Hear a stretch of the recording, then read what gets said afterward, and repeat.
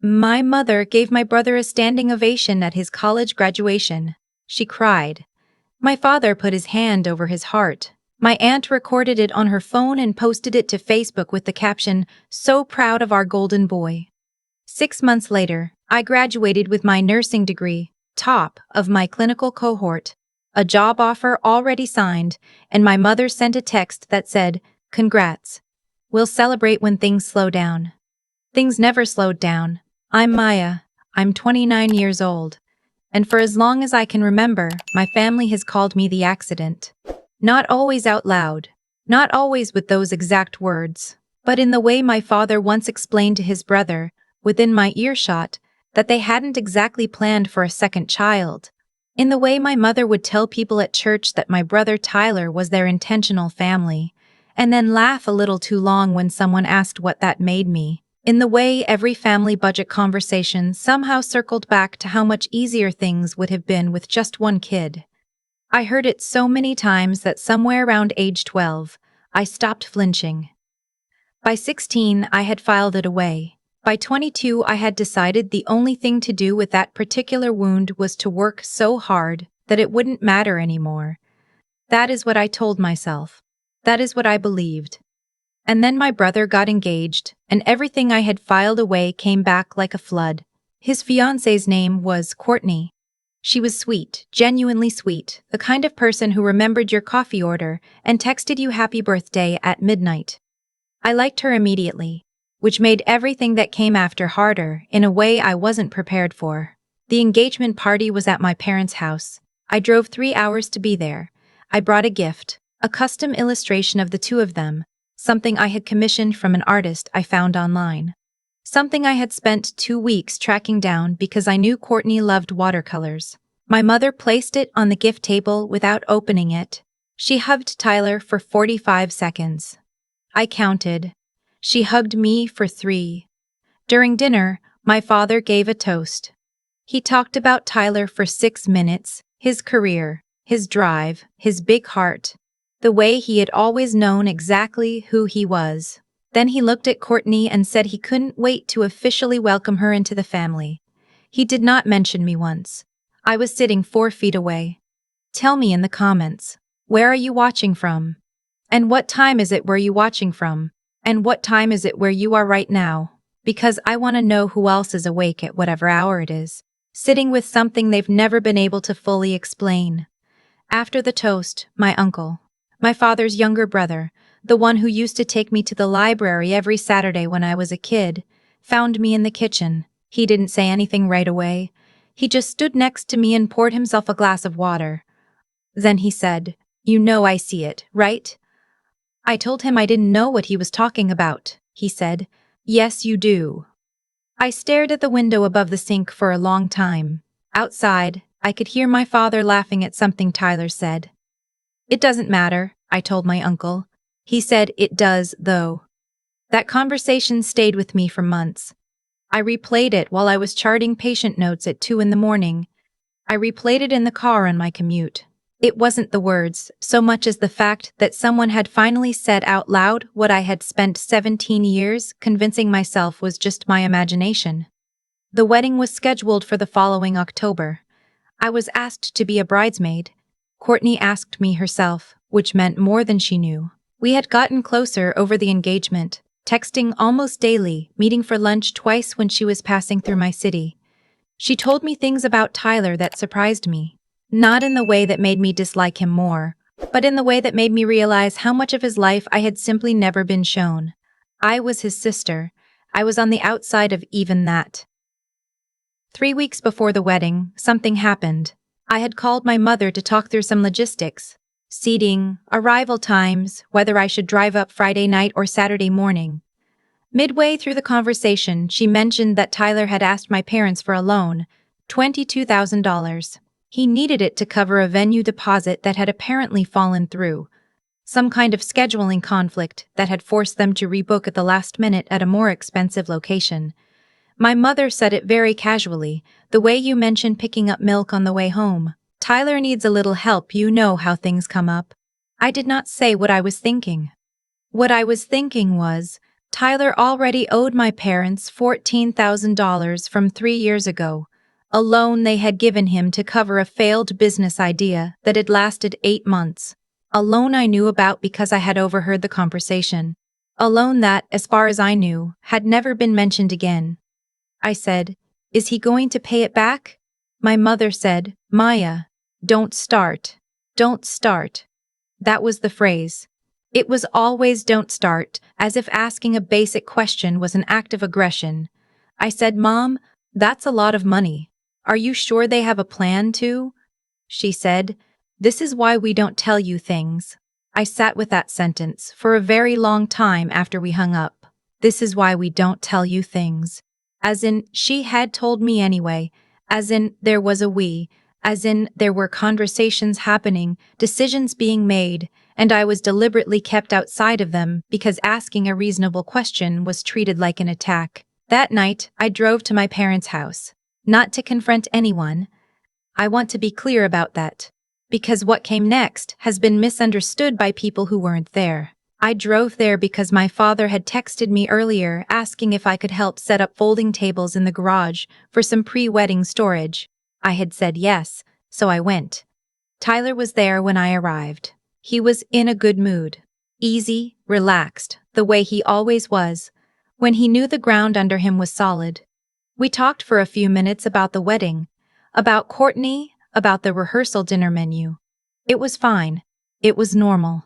Then his phone rang, and he stepped outside, and I started unfolding tables, and I heard him through the garage window. I was not trying to listen. I want to be clear about that too. But the window was open, the night was quiet, and my brother has a voice that carries. He was talking to someone, a friend I gathered, someone named Derek, and what he said stopped me mid-fold. He said, "No, dude, I'm not paying it back. They don't even track it. I just tell them it's for the wedding and they write the check." A pause. Then, they feel guilty. I figured that out a long time ago. You just remind them that they were hard on you as a kid, and they basically hand you whatever you want. Another pause, and then a laugh. Maya doesn't know how to play them. She's too honest. That's her problem. I set down the folding table very carefully. I walked to the far corner of the garage. I stood there for a moment, and I breathed. Then I took out my phone and I pressed record. I am not going to pretend that was an accident. I made a decision. I made it clearly and quickly and without guilt, because what I had just heard was not a misunderstanding, and it was not something I was willing to let dissolve, the way everything else had dissolved, into nothing, into don't start, into the silence of a family that only functioned because I kept my mouth shut. Tyler came back inside 2 minutes later. He was still smiling. He helped me finish the tables. We talked about the rehearsal dinner again. I drove home with my phone in my pocket. Over the next 3 weeks, I said nothing. I went to the rehearsal dinner. I smiled in the photos. I helped Courtney get dressed on the morning of the wedding, and I held her bouquet while she put on her earrings and she said, "I'm so glad Tyler has you." And I said, "Me too." I meant it. That's the part that is hard to explain. I genuinely meant it. I love my brother in the way that you can love someone who has caused you harm. Not in spite of it, not around it, but with a full understanding that both things can be true at the same time. But I was also done. I had been done for a while. I just hadn't known what being done actually looked like until 3 weeks ago in that garage. The reception was at a hotel ballroom. Round tables, white linens, candles, the whole thing. Beautiful. Genuinely. Courtney had planned every detail, and it showed. My mother cried, walking down the aisle behind Tyler, which I noted with the particular dull awareness I had developed over the years for things that would have broken an earlier version of me. At dinner, the best man gave his toast. Then the maid of honor. Then a college friend of Courtney's who told a very long story that made everyone laugh. Then my father stood up. He talked about Tyler for 8 minutes. He talked about the first time Tyler rode a bike without training wheels, the summer Tyler had worked at his friend's landscaping company to save money, the way Tyler had called him last year just to say he was proud of him. He talked about Courtney as if she were completing a picture that had always been waiting for her. Then he said, "Raising Tyler has been the greatest privilege of my life. The greatest privilege of his life." I looked at my uncle across the table. He was already looking at me. Then my father looked toward the head table and said, "And Maya, thanks for being here, sweetheart," and lifted his glass. "Thanks for being here." Like I was a friend who had driven a long way. Like I was a guest, not a daughter. There was a pause after the toasts. The kind of lull that happens while dessert is being cleared and the DJ is setting up, and people are drifting between tables. It was the moment I had been turning over in my mind for 3 weeks without fully admitting that's what I was doing. I stood up. My mother noticed first. She gave me the look. A very specific look she had perfected over 30 years. The one that said, "Sit down, don't start, don't make this a thing." I recognized it the way you recognize a weather pattern you grew up with. I picked up my glass and I said, "I'd love to say a few words if that's okay." Courtney said, "Of course." She was smiling. She didn't know yet. I said I'd been thinking about what to say tonight for a long time, and I decided the most important thing I could offer is honesty, because I think the people you love deserve that. I heard my mother put her glass down. "I am so happy for Tyler and Courtney," I said, and I meant that too. I genuinely am, and I want this marriage to start on a foundation of truth, which is why I need to share something. I took out my phone. Tyler went very still. I said, "3 weeks ago I was helping set up in the garage." Tyler stepped outside to take a call. And I recorded part of that conversation, not intentionally at first, but I kept recording because I realized what I was hearing mattered. My father said my name. Firm. A warning. I pressed play. The recording was 40 seconds long. My brother's voice filled that section of the ballroom. His laugh, his ease, the casual confidence of someone who had never once worried about being cut off. They don't even track it. I figured that out a long time ago. You just remind them that they were hard on you as a kid and they basically hand you whatever you want. And then, Maya doesn't know how to play them. She's too honest. That's her problem. The room was completely silent.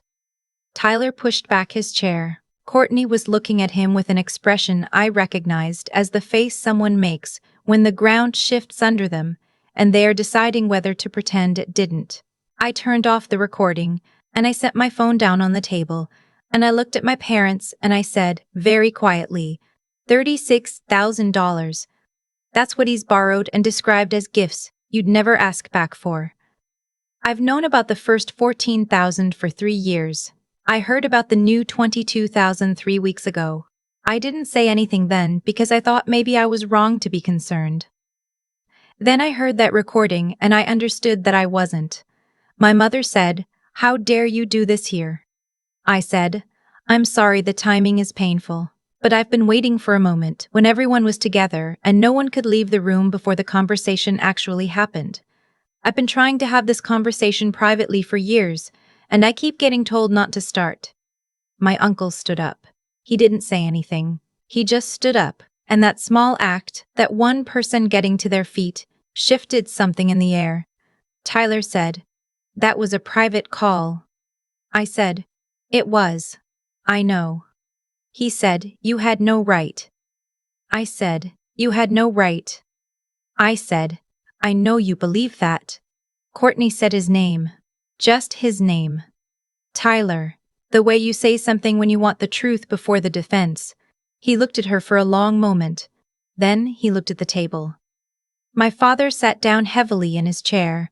My mother had her hand pressed over her mouth. The best man was looking somewhere above everyone's heads, with the focused attention of a man who had decided to be anywhere but present. I turned to Courtney and I said, "I'm sorry. I love you. I genuinely do. And I would not have done this if I believed he would come clean on his own before it became your problem too. You deserve to know who you're building a life with. Not because Tyler is a bad person, but because what's hidden between people doesn't disappear. It just waits." She nodded slowly.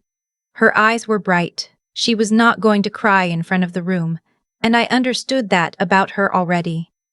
My father said, eventually, "Tyler, is this true?" It was not a question. It was the sound of a man arriving somewhere he should have arrived years ago. Tyler said, "It's more complicated than 40 seconds of audio." My father said, "Is the money gone?" A very long pause. Tyler said, "Most of it."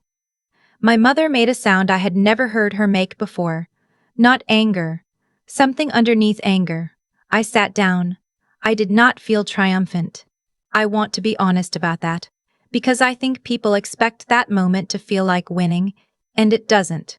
It feels like relief and grief at the same time, the way it feels when something that has been wrong for a very long time is finally allowed to be wrong out loud. My uncle came over and sat next to me. He put his hand on the table next to mine, not quite touching, but close. He said quietly, "You okay?" I said, "I don't know yet." He said, "Yeah. That's the right answer." The reception continued. DJ and dancing and the whole thing, because what else do you do?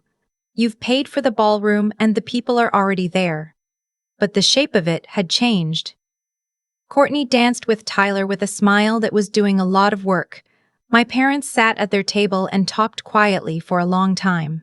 3 of Tyler's friends clapped him on the shoulder in the way men do when they are trying to convey both solidarity and distance. My mother found me by the dessert table around 9:30. She did not apologize. I did not expect her to. That is not a criticism. I have learned to understand my mother as someone who expresses love through action and deflects pain through silence, and asking her to reverse both of those things in one night was never the point. What she said was, "You've always been harder to understand than your brother." I thought about that for a moment. Then I said, "I think you mean I've been harder to manage." She looked at me for a long time. I said, "I'm not saying that to be cruel. I'm saying it because I think you know it's true, and I think you've always known, and I think the reason you call me complicated is because I don't need things from you the way he does." She didn't respond. But she didn't walk away either, which from my mother is its own kind of language. I said, "I'm not your accident, Mom. I was never your accident. I'm your daughter." She turned and looked out at the dance floor, where Tyler and Courtney were moving in tight circles, talking quietly, working through something that would take months and not minutes. She said, "I know that, Maya." I said, "I need you to say it differently then, because for 29 years, knowing it quietly hasn't been enough." 2 days after the wedding, my father called me. He talked for a long time. He talked about things he hadn't talked about since I was very small, about the year before I was born, about a version of their marriage that had been under strain in ways I hadn't known, about how he had managed the guilt of that time by putting distance between himself and the thing that had arrived inside it. Me. He wasn't excusing himself. I want to be clear about that. He was explaining, which is different, and he was doing it without asking me to receive it as anything other than explanation. He said, "I think I've spent 29 years being grateful that you didn't need me, because it was easier than admitting that I hadn't been there to need." I sat with that for a long time. Then I said, "I did need you, Dad. I just got tired of asking." He said he was sorry. He said it 3 times, which is 2 more times than I'd ever heard him say it about anything. I don't know what happens next with my brother. He and Courtney are still together, as far as I know. She is someone who walks toward difficulty rather than away from it, and I believe that about her. He has started working out a repayment plan with my parents. I know because my father mentioned it, not because Tyler told me. Tyler and I haven't spoken directly since the reception. I'm not waiting for an apology, but I'm also not closing any doors. I've learned that leaving doors open is not the same as standing in them. What I know is this. My entire life, I was told that being born without being wanted made me a disruption, a footnote, the one who should be grateful just to be included. And I internalized that so completely that I spent 29 years shrinking in order to take up less space, working twice as hard so that no one could say my existence was a cost they couldn't justify. Staying quiet when I should have spoken because I had confused keeping the peace with deserving it. I am done confusing those things. The recording on my phone was 40 seconds long, but the truth it carried had been waiting for years. Not in the audio.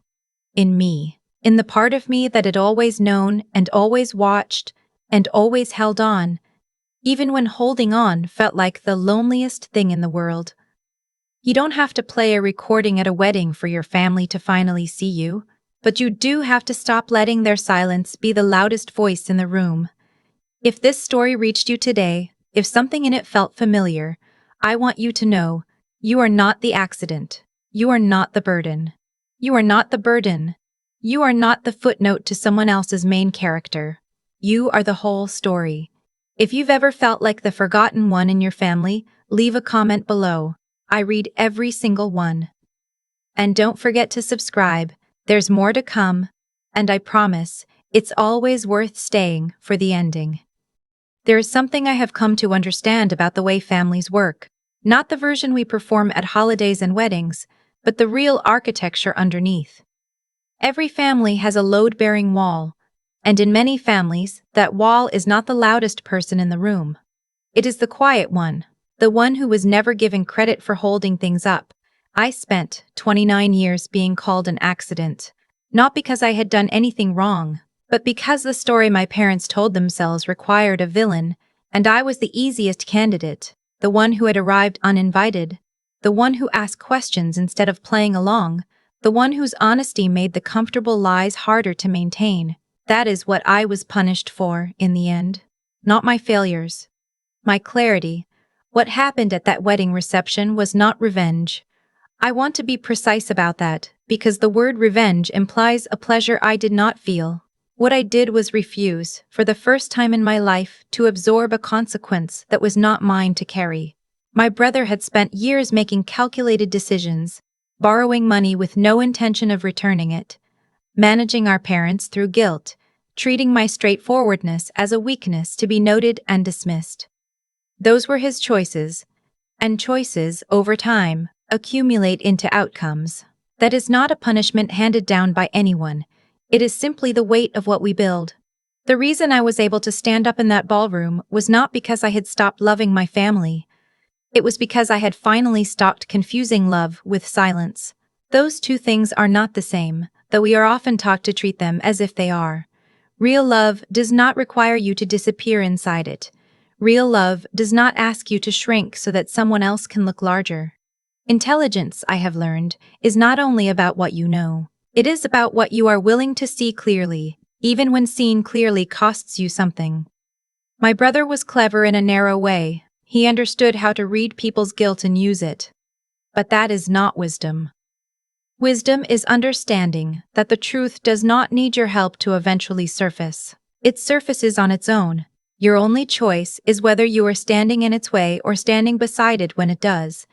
And then there is the matter of endurance. The kind that is not dramatic, that does not look like strength from the outside.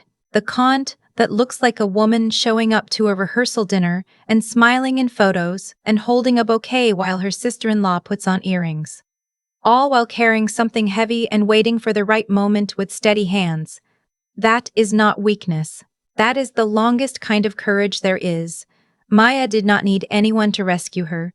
She needed one thing. The patience to wait until the room was full. If you have spent years being the one who holds things together without acknowledgement, I want you to hear this. Your restraint is not invisibility. Your steadiness is not smallness.